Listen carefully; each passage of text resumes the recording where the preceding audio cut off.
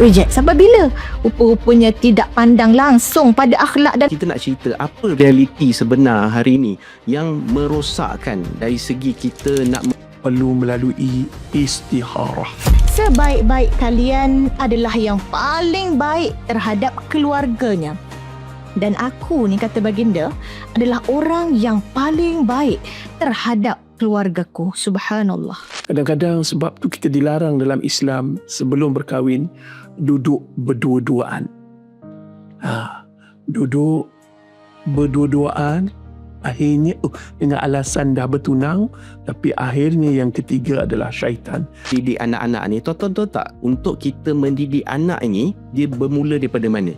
Dia bukan bermula ketika anak umur setahun, bukan anak ketiga dalam perut ibu, tapi seawal ketika memilih pasangan hidup. Tapi bila disebut aku berjaya menyebabkan jatuhnya talak, bercerai suami isteri, syaitan itu akan naik duduk sebelah tahta iblis. Dan jangan sesekali kita lupa, bila kita ada konflik, banyakkan istighfar. Astaghfirullahalazim.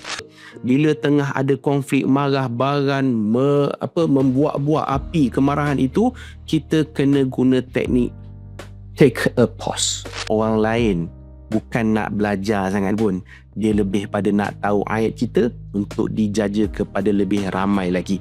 Kalau kita share tu atas sebab kita nak cari simpati, tuan-tuan bertenang kejap. Kenapa? Sebab tak semua orang sedih dengan kesedihan kita. Bahkan ada yang tepuk tangan sambil melompat bila dia tahu yang kita ada masalah rumah tangga. Mungkin nenek kita, mungkin mak kita kena abuse, kena bully, kena seksa, kena dera kat rumah tangga. Dia boleh tahan secara fizikal. Tapi tuan-tuan perasan tak? Apa kesan dia? Kesannya mereka ada lidah yang sangat tajam yang menyakiti anak-anak.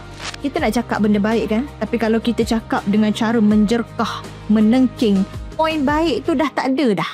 Dia jadi ayah aku tengking aku, mak aku jerkah aku. Jangan tinggal solat subuh. Kalau boleh, bangun awal. Beritahu macam tu. Mak mati nanti, ayah mati nanti, jangan tinggal solat. Itu tanggungjawab.